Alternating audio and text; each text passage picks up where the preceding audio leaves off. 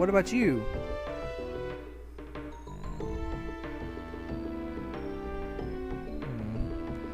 Well, that's no fun. So at this point, we got to do the classic RPG thing where you got to talk to everybody in the town.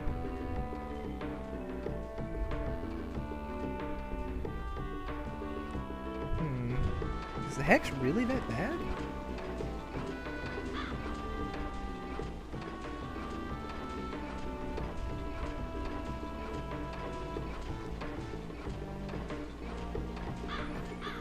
Honestly, I'm not real sure what she is. I think that's a she.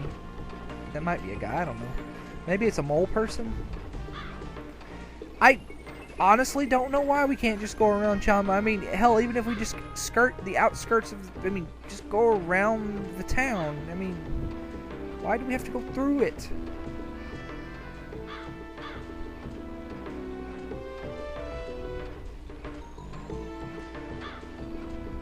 Yeah, it's funny because if you read the lore for this, there's an art book that has lots and lots of like extra tidbits and shit. Oh, vicious dog! Extra tidbits and stuff in it about the history of the Breath of Fire 4 world, and basically it hints it all but says that the Eastern continent actually aggressed the Western continent while it was in the middle of a civil war.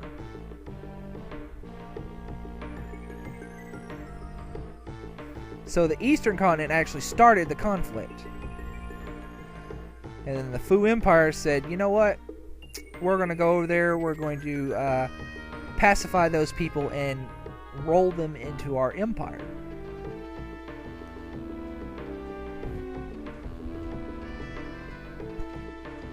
No, we did not.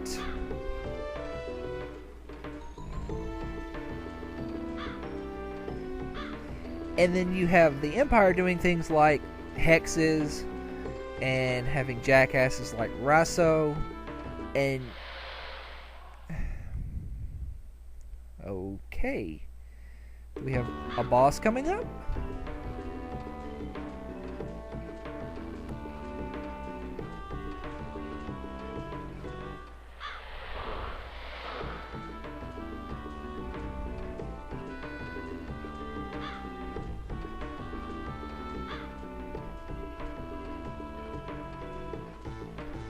Well, that makes sense.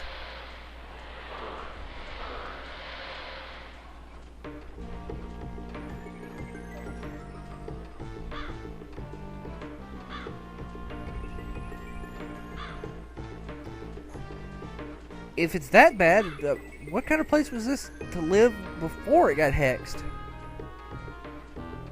Yeah, hexes are no joke.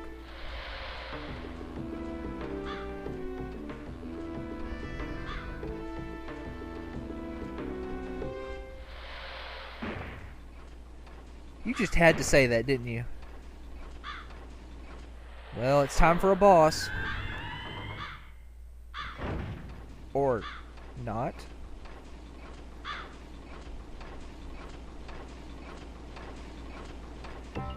Ladies and gentlemen, meet Ershin.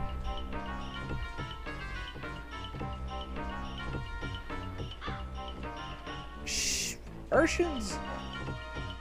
Well, Ershin is Ershin. And Ershin is a bit odd.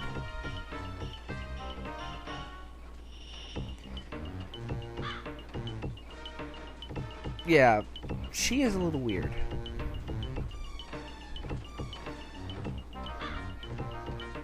But Ershin has the best portraits in the game, I think.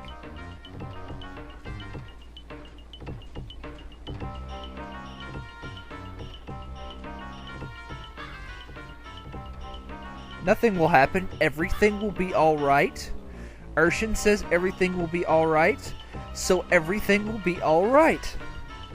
If Ershin says everything will be alright, it will be, for she is never wrong. It will be alright because Ershin is always right. And that, ladies and gentlemen, is why Ershin is awesome. I mean, Ershin is basically your robot buddy.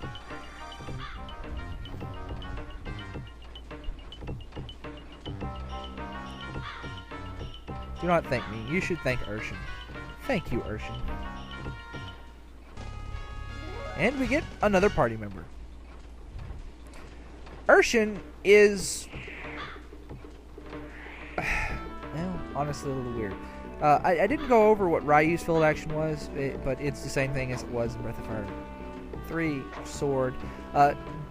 Urshin's field action is a headbutt, which is basically the same thing. She's basically Pico. So, let's go over a little bit. Let's go over Ershin a little bit here. Ershin is kind of hard to explain in terms of the way she develops. Okay, Nina is easy to explain. She is wisdom and agility all the way. She has poor defense, poor power. She's your healer. Ryu's easy to explain. He gets a nice balance of all stats with a slight leaning towards power. Okay, and you know, but he gets a nice balance of all the stats, but he leans a little more to the physical side. Ershin is... looking at her stats, you might not understand this and might not be able to believe me, but Ershin is actually a spellcasting character. She's weird because they position her for the first, I'd say 30 levels, I'd say the first 25 levels or so.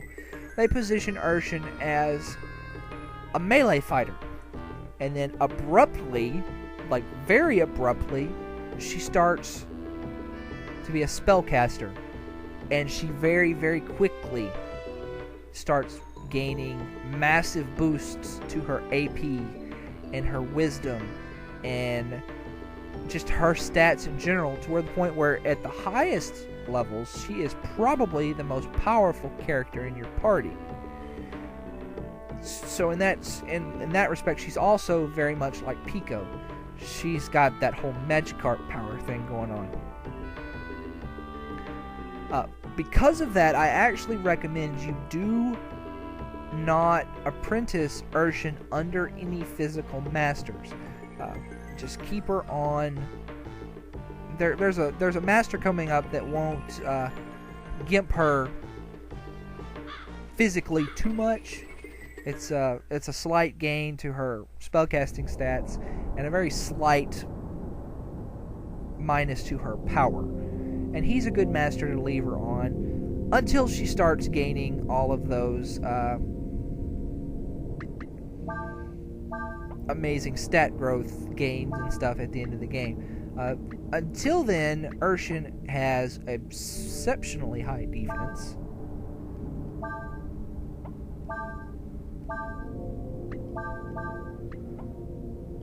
Because of her armor, of course. And she has a really high counterattack rate. She has a high counterattack rate normally, and then of course if you put the red cape on her, it like skyrockets to the point where she will pretty much counterattack everything.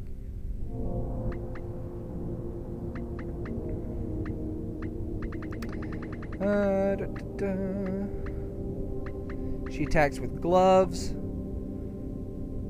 and like I said, she's weird. She's probably the worst character in your party, but that doesn't mean she's not useful. Don't take it as that. She's just she's situational, and she makes a pretty good backup spellcaster as well.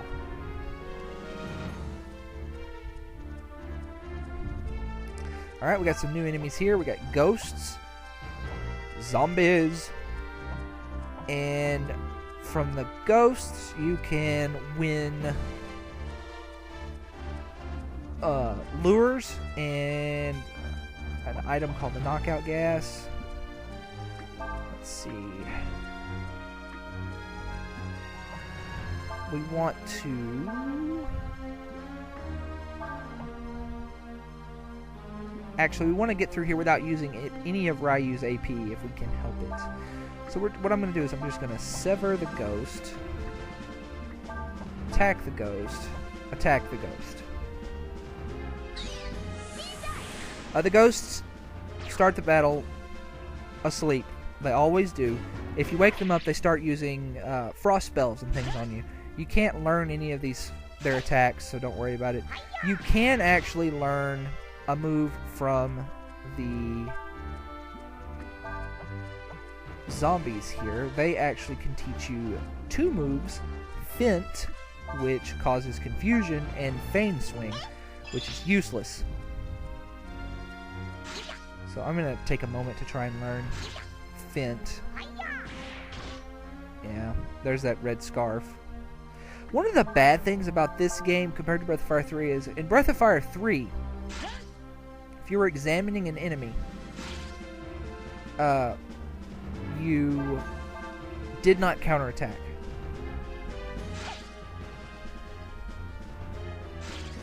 In this game, you're guarding, so you still counterattack. As you can see there, it can make learning spells rather bothersome. If I don't learn Feint, I'm not going to worry about it, because I'm not going for 100% skill completion in this. I don't think I said that before. I meant to, but I'm not going for 100% skill completion due to the fact that a great many of the skills are worthless. And it doesn't look like he's going to use... I can't remember. There might be a special... A lot of the skills also have, like, let's say, special requirements for them to use the skill. For example, for the Aigus to use Rest, you have to leave them alone for, like, 10 turns. Let's see. Use... Heal.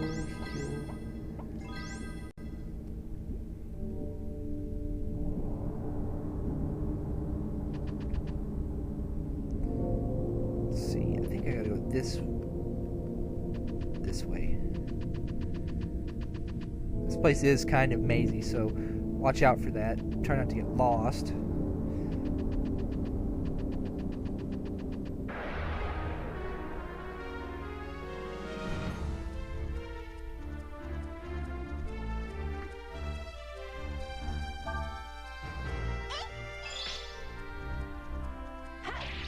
If you do use Nina's... You can actually do some really good damage to all the enemies here by using Nina's heal spell, if you would like to do that, actually.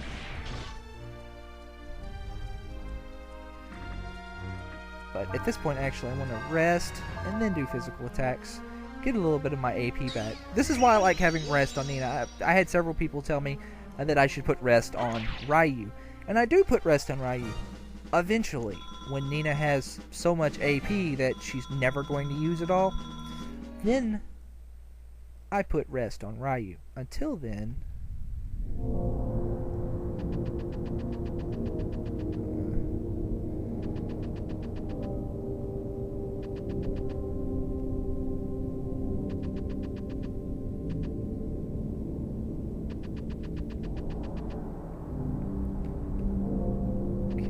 up here.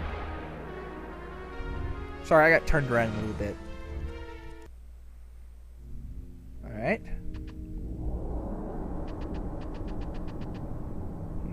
Try not to get turned around in here. Because like I said, I'm doing this from memory.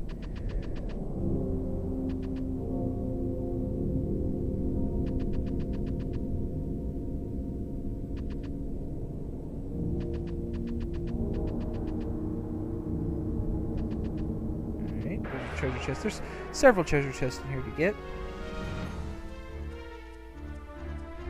And here's another new enemy, Gassers. Gassers can actually teach you the chlorine skill, which is a physical attack. There's a physical attack like blind that works with every single... It's basically like blind, of course, but each one does a different status effect. Blind causes blindness. Chlorine causes... poison. Feint causes confusion. There's some more. Well, there is more, but you know, those come much, much, much later. Alright, so if you want to learn Guard, the special, I guess the special trigger for them to use chlorine is they coat themselves in poison, which poisons them. They will always spend their first turn doing that, and then the next turn they'll use chlorine.